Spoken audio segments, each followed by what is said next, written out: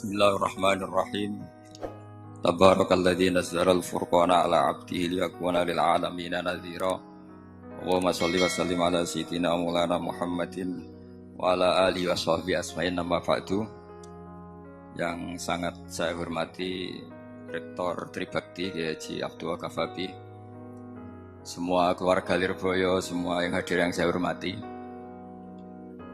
Ini tadi saya diajari doa maksa Tuhan. Saya punya sanad yang mungkin lebih keren. Jadi ada seorang Arabi berdoa di Raudhah.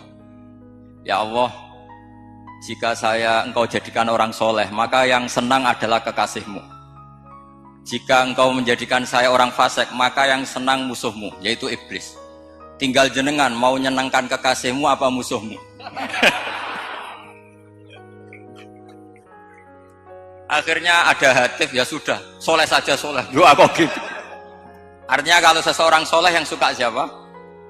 Rasulullah berstatus Habibullah. Ya Allah, kalau Engkau jadikan aku orang soleh yang suka kekasih-Mu, kalau aku jadi orang fasik yang suka musuh-Mu, terserah jenengan mau menyenangkan musuh-Mu apa menyenangkan kekasih-Mu. Coba pun terserah jenengan. Tentu pilihannya Allah menyenangkan kekasih Allah. Itu saya ijazahkan ini. Semoga agak diterima. Covid. Jadi kalau di Ihya itu ada Kitabul Wujdi, ada yang baca Al-Wajdi. Tinggal zaman mondok ngarokati apa enggak tahu saya. Resiko mondok Lirboyo memang gitu, kata Mbah Mun itu harus semuanya diharokati. Tapi kata Mbah Mun ini sarang, jangan harokati semua, jangan maknani semua. Kalau dalil di sini katanya kan apa itu al ilmu sayyidun wal kitabatu qaiduhu. Jadi ilmu itu ibarat hewan liar, supaya enggak liar dicancang gitu. Tapi kata Mbah Mun ambek cancang kabeh ya ketekekan mati gitu. Jadi ini, nah saya ini kan dikatakan Gus Kafabi tadi cucu murid. Ini saya senang sekali karena memang saya jarang mau diundang pengajian umum. Karena diundang itu artinya kan makmur, diperintah. Sehingga ini sekaligus maklumat, yang nggak merasa mbah guru jangan ngundang saya, itu kualat nanti. Karena saya berkali-kali bilang hormat kiai itu wajib, tapi ngatur kiai itu haram. Jadi aturan mainnya jelas, hormat kiai itu wajib, seneng kiai wajib, tapi kalau ngatur kiai haram.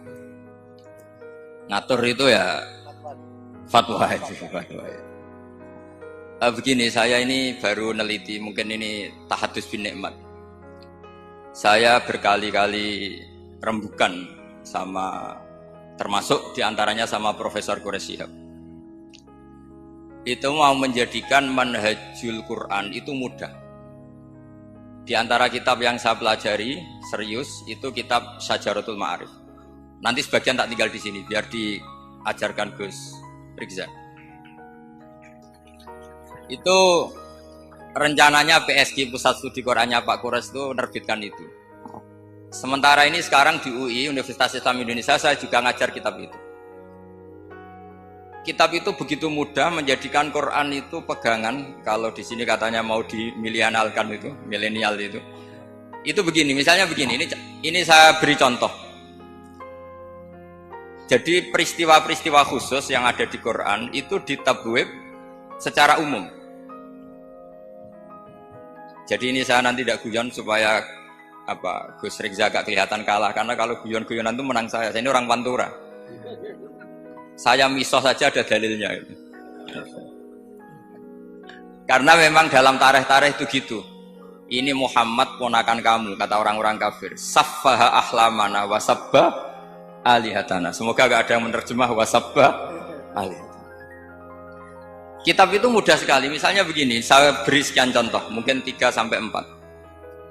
Babu nafil ibad bikullil bilad. Bab kalau seseorang itu harus manfaat di mana saja dia berdomisili. Terus beliau secara mudah bilang qala ta'ala hakian an Isa bin Maryam wa ja'alani mubarakan ainama kuntu. Saya adalah orang yang hidup di mana-mana itu membawa apa? Berkah.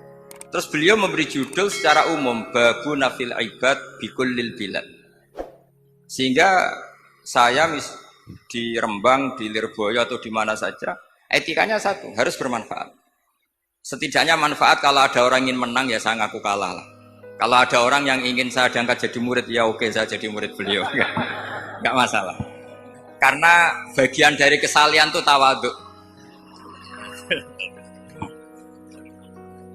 Pasti yang tawaduk jadi wali karena man tawadu'a rafa'ahu Allah.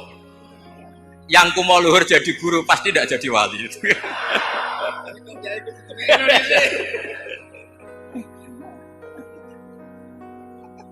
Terus ada bab yang sesuai dalam konteks Indonesia.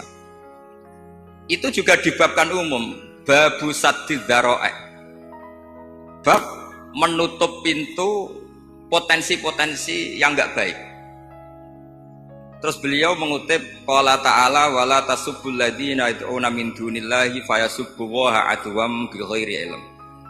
Jadi dulu para sahabat saking semangatnya berislam, itu saking semangatnya itu sering bilang jancuk Lata, jancuk Uzza. Jadi ini tidak jauh-jauh dari misah karena memang sudah dicap cangkem elek tadi. Terus mereka tanya, lalu kalau Tuhan saya jancuk, bahayanya jancuk juga Tuhan kamu. Akhirnya Allah bilang gini, Muhammad, umatmu kandhane aja misoi bro, lho kurbane aku. Makanya terusannya ayat fayasubbuha adwam bil khairi.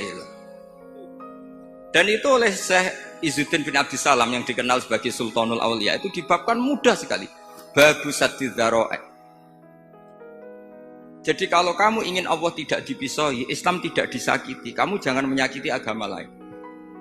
Itu bagian dari mencintai Islam. Jangan kira kita hormat sama agama lain karena ikrar, tidak, itu bagian dari mencintai Islam. Terus mengutip sekian hadis, la yasubbur rajulu abahu. Sebagian riwayat la yal'anur rajulu abahu. Ada yang baca layal ani, terserah lah. Kalau nahia layal an sopa rajulu, terserah lah. Apa khobar bimanal amri, apa bacanya layal an itu bisa dipasul masail nanti itu. Jangan sampai seseorang tuh misoi bapaknya. Kata para sahabat, wa kaifa yasubbur rajul abahu. Bagaimana mungkin seseorang misoi bapaknya sendiri? Kata Rasulullah, yasubbu abar rajuli fayasubbu abah. Wa yasubbu ummar rajuli fayasubbu ummah.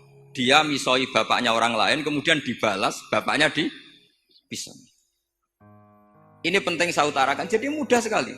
Terus dibabkan di bab umum itu babu saddid dzara'i. Sehingga peristiwa yang khususiyah ini menjadi bisa ditarik kesimpulan secara umum dan Quran maupun hadis mengawal kita ila yaumil kiamah. Karena kita tidak kehilangan stok untuk memaknai Quran dan hadis dengan cara yang diajarkan Syekh Izzuddin bin Abdissalam yang kita kenal, beliau termasuk Sultanul Ulama. Contoh ketiga ini yang paling penting dan itu saya sering utarakan. Beliau bikin judul La yutrakul haqqu li ajlil batil. Kebenaran tidak boleh ditinggalkan hanya karena banyak kebatilan. Uniknya apa? Beliau pakai dalil, saya yakin seorang dokter Riza pun nggak terlintas kalau itu ada. Meskipun bikin rumus istihad tadi yang nggak ada kembarannya tadi. Karena ulama yang waras ya nggak ingin ngembari rumus seperti itu. Memang nggak perlu dikembarin, apalagi dosen-dosen tribakti itu nggak suka. Ini padune ra kuat gaji kan gitu.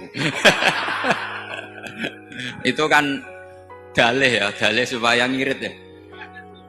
Wes mulang gak arep-arep gaji barokah gitu. Itu mesti kong kali kong sama bendara itu. Karo yayasan itu. Itu ada judul La yutrakul haqqu li ajlil batil.